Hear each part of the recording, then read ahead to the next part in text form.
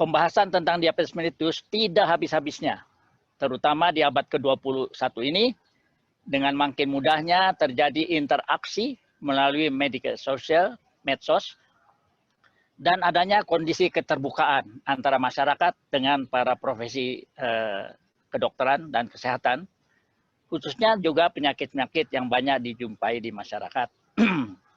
Terlebih saya bangga sekali bahwa PIKTI terus ini sudah yang ke-13.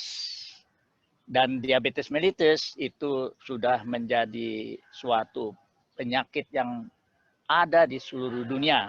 Bahkan mungkin dalam waktu dekat akan mencapai sampai 400 atau 500 juta orang.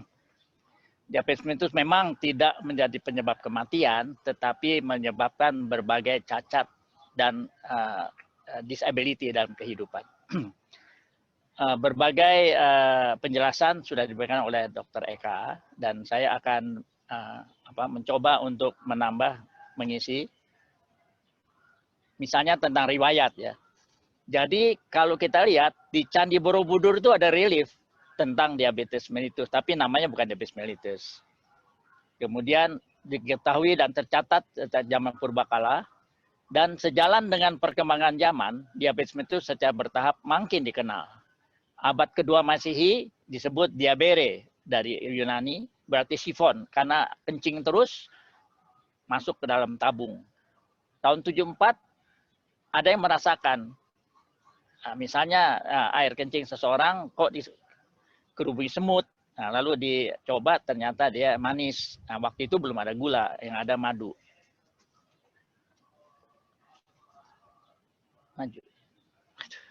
Maju. Nah, pada tahun 84 baru diketahui urine yang manis itu ternyata mengandung gula karena ada teknologi tentang gula. Nah, kemudian baru pada 1809 diabetes mellitus ditetapkan sebagai suatu penyakit. Nah, ini kita perlu ketahui betapa panjangnya riwayat ini. Kemudian karena teknologi abad ke-19 gula dalam urin pada DM disimpan di hati sebagai glikogen. Waktu itu kita sudah lebih maju di biokimia. Baru pada tahun 1893 kita menemukan sel beta Langerhans. Langerhans seorang dokter yang menemukan islet-islet di pankreas yang dia sendiri tidak tahu apa, tapi ternyata mempunyai sel, salah satu sel beta yang memproduksi hormon yang ternyata menurunkan kadar glukosa darah. Tahun 20 baru ditemukan insulin karena fisiologi kedokteran makin maju, dan waktu itu ada anjing yang diambil pankreasnya sehingga gula darahnya meningkat, hiperglikemi, lalu diberi preparat campuran dari pankreas anjing lain, ternyata gula darahnya menurun. Jadi mengenai definisi itu bermacam-macam, tapi tergantung pada pakar, institusi pendidikan, organisasi pakar tersebut, organisasi kesehatan. Namun seluruh dunia, terutama pada masa kedokteran konvensional, itu sudah sepakat bagaimana caranya menangani masalah diabetes. Jadi umumnya bisa disebut bahwa kumpulan gejala yang timbul pada seseorang karena adanya peningkatan kadar glukosa darah akibat penurunan sekresi insulin dan atau kondisi resistensi dari insulin tersebut. Itu pokoknya kalau di kami dari kedokteran konvensional. Masalahnya seperti itu. Nah, demikian, jadi masuk dalam penyakit metabolik. Karakteristiknya hiperglikemi. Nah, kalau dari International Diabetes Federation disebut karena pankreasnya tidak lagi dapat memproduksi insulin yang cukup. Kalau dari WHO, suatu disorder metabolik yang disebabkan oleh berbagai sebab. Karakteristiknya adalah terjadi hiperglikemia kronis dan adanya disturbance daripada metabolik karbohidrat, protein, dan lemak.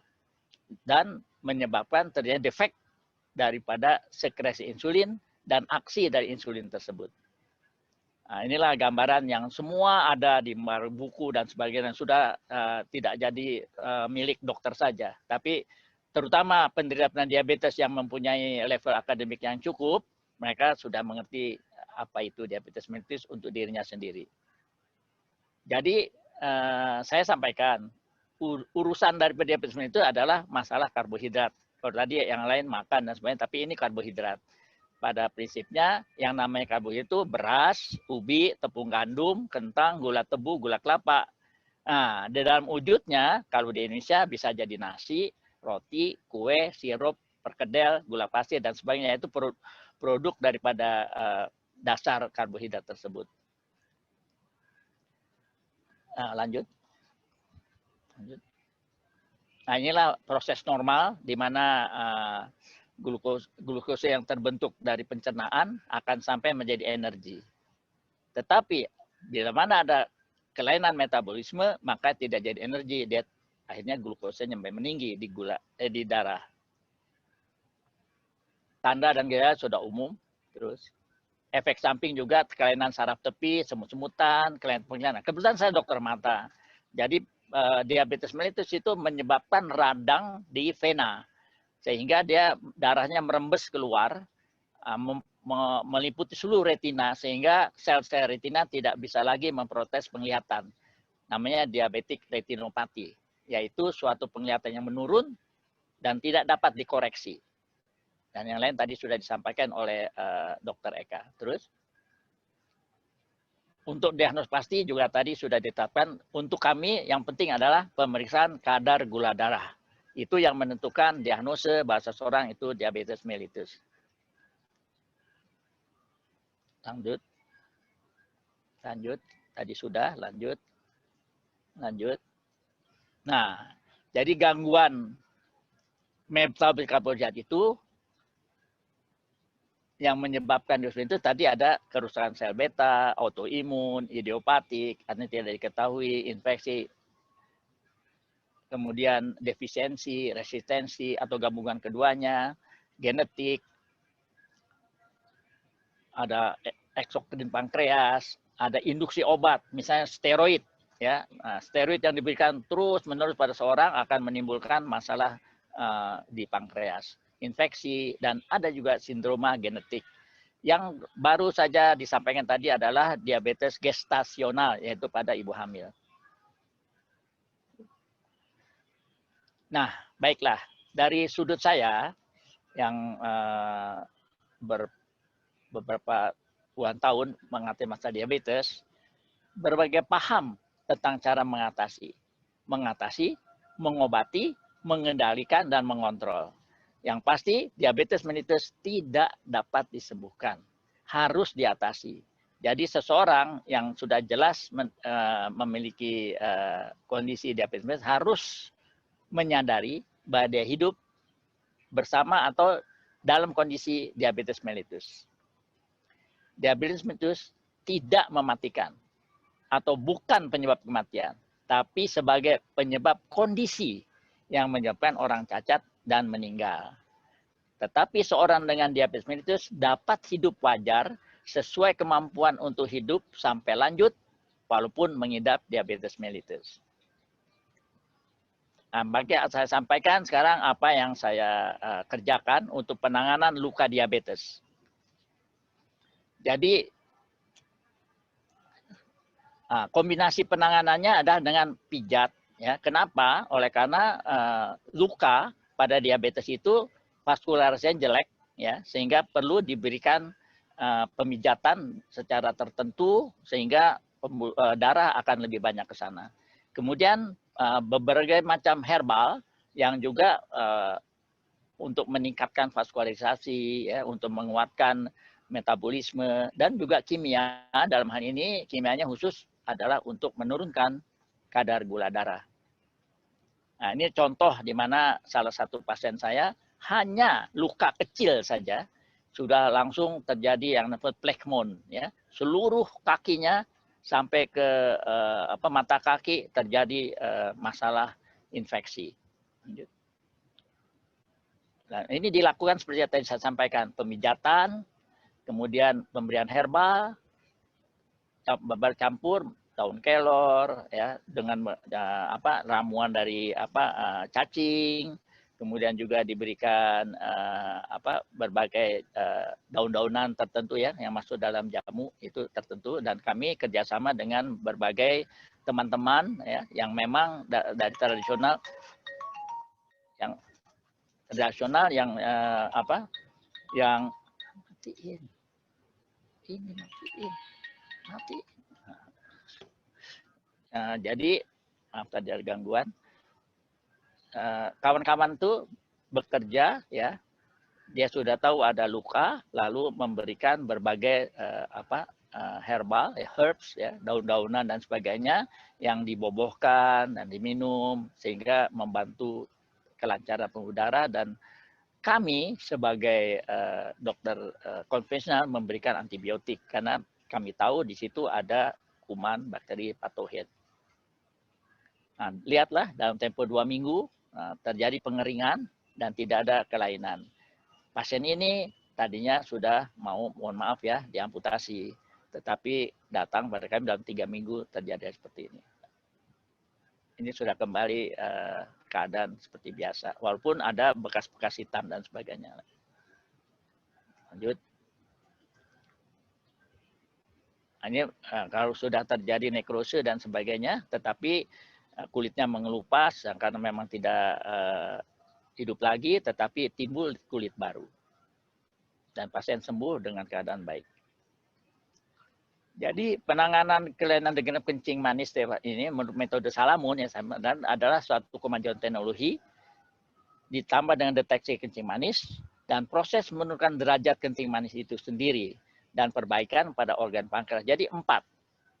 Karena ada teknologi kita pakai kimia untuk karena saya juga bicara masalah tradisional ya untuk sebagai herbalis, maka kalau kita bicara diabetes mellitus, itu adalah nama diagnosis suatu penyakit yang ada di katalog daripada dokter konvensional. Jadi sudah ada tatanannya. Makanya teman-teman yang bergelut di bidang pengobatan tradisional tidak bisa memakai kata diabetes mellitus. Makanya harus namanya kencing manis. Seperti itulah sekaligus saya bicarakan. Jadi semua penyakit-penyakit yang ada diagnosenya itu sudah ada ketentuan tata cara pengobatannya langsung. Jadi untuk metode saya, maka tetapkan dulu identitasnya. Lalu jam 22 tidak makan apa-apa, hanya air tawar. Jam 6 dilakukan pemeriksaan kadar gula darah menggunakan rapid test yang banyak ada di mana-mana ya. Mereka yang gula darahnya di atas 200 dilanjutkan prosesnya, di bawah 200 tidak. Ini metode Salamun. Lalu Salamun saya membuat satu ramuan kapsul berdasarkan tingkat tinggi gula darah. Penyandang boleh makan minum tanpa karbohidrat apapun. Tepat pukul 12, yaitu 6 jam sesudah minum kapsul, penyandang kencing manis diperiksa tingkat gula darahnya dengan menggunakan metode rapid test. Dan ini bisa dikerjakan oleh pasien itu sendiri. Prinsip pengobatan diabetes mellitus adalah pasien harus bisa mengatasi dirinya sendiri. Kami para dokter atau para teman-teman tradisional yang melakukan itu mengguidance ya. Dan perlu diketahui bahwa walaupun diabetes mellitus penyakit yang sangat umum, tetapi keadaannya harus person by person. Person by person, umur demi umur, jenis kelamin itu sangat mempengaruhi. Mereka yang tingkat gula darahnya turun di atas 100 setelah minum kapsul, berarti pankreasnya masih berfungsi penuh dan diteruskan dengan penanganan penyandang kencing manis menurut metode. Mereka yang tingkat gula darahnya turun antara 50 100 berarti pankreas masih berfungsi, namun tidak penuh. Dan penanganannya diteruskan dengan metode Salamun. Jadi yang A itu pankreasnya masih berfungsi. Jadi setiap orang yang makan karbohidrat pasti akan naik dalam 2 jam. Tapi kalau diberi sesuatu yang itu kapsul ramuan tadi, dia akan kalau 100 saja berarti pankreasnya tidak masalah. Tapi kalau cuma turun di bawah 100 berarti ada masalah. Mereka yang tingkat gula darah turun di bawah 50 harus menjalankan penanganan gula darah sekali lagi untuk kepastian. Hanya jadi untuk masuk dalam program metode Salamun untuk penanganan kencing manis, hanya yang gula darah sewaktunya di atas 200. Dan hanya mereka yang berusia minimal 40 tahun. Kemudian didata gaya hidup sehari-hari menurut jamnya. Jam 6 makan apa, jam 10 makan apa, setiap 4 jam. Itu karena masalah di pencernaan di lambung dan pencernaan di intestin. Kemudian dilihat kelainan kondisi kesehatan yang lain, baik pribadi maupun hasil penelitian lain. Dan yang penting, pasien ini bersedia mengikuti aturan yang diberikan supaya nanti berjalan dengan saksama. Terus, penderita diminta untuk minum ramuan yang telah disiapkan, bersedia untuk tidak minum dan makan karbohidrat dalam bentuk apapun, melakukan olah jasmani dengan ukuran yang ditetapkan, lari, kayu sepeda, berenang. Itu adalah olah jasmani keras, 30 menit. Lari bagaimana, berenang bagaimana, dan kayu sepeda seperti apa, itu ada ketentuannya. Kemudian melakukan pengukuran kadar gula darah sewaktu sesuai petunjuk, ada jam-jamnya. Penderita diminta untuk mengkonsumsi tomat sebanyak 4 butir dan ketimun 2 buah, sebaiknya dijadikan jus. Itu adalah untuk sesuai di buku. Jadi macam-macam kalau lihat dari buku-buku tanam-tanaman itu macam-macam buah-buah dan sayur bisa dikonsumsi. Tapi menurut pendapat saya, tomat dan ketimun itu sesuai dengan buku itu untuk memperbaiki banyak masalah untuk diri pasien dengan diabetes mellitus. Demikian telah saya sampaikan tentang penanganan kasus degeneratif kencing manis menurut metode saya. Nah, tetapi kami Republik Indonesia sudah memiliki suatu yang disebut gerakan kesehatan masyarakat yang ketentuan sudah jelas dan berlaku untuk seluruhnya. Jangan sampai sakit. Jaga kesehatan, itu yang paling penting. Germas ini bisa ditambah tergantung kepada kepentingannya. Misalnya untuk COVID-19 ditambah apa? Masker, kemudian distancing, jarak, dan cuci tangan. Untuk TBC jangan meludah sembarangan. Untuk demam berdarah air tergenang dibuang seperti itu. Jadi Germas ini memang ciptaan daripada kami ini dari NKRI, Kementerian Kesehatan, terutama para ahli semua berembuk, dan itu bisa menjadi pegangan hidup bagi semua masyarakat Republik Indonesia, bisa juga dunia, untuk ayo hidup sehat. Mohon izin 3 menit lagi, Bapak. Baik. Sekarang saya sampaikan diri saya sendiri. Saya lahir 20 Juni, umur saya 77. Tahun 83 diketahui menderita diabetes mellitus tipe 2. Kedua orang tua menderita diabetes mellitus tipe 2, meninggal di usia 76 dan 84. Selamanya menggunakan jamu-jamuan. Anak kandung saya 4 orang. Usia 40, dokter semua terdeteksi diabetes mellitus. Sejak dideteksi dilakukan, saya melakukan diet seimbang, rendah karbohidrat, lifestyle sesuai Germas, melakukan checking gula darah kapiler sewaktu, dan lebih dari 150. Dan paham, bila makan nasi sepiring, sama dengan kenaikan gula darah di 100. Mengatur gula darah dengan menggunakan ramuan herbal dan mengkonsumsi obat kimia, menurunkan insulin dengan mengaktifkan sel beta Langerhans. Kombinasi dengan preparat meningkatkan sensitivitas jaringan terhadap kerja insulin. Itu yang saya lakukan selama ini, sehingga di usia 77 saya masih bisa lari maraton 5 km, push up sampai 50, dan alhamdulillah bisa memberikan presentasi seperti yang diminta oleh PIKTI. Terima kasih atas perhatiannya. Semoga kita dapat mengatasi diabetes mellitus untuk semua rakyat di dunia. Assalamualaikum warahmatullahi wabarakatuh.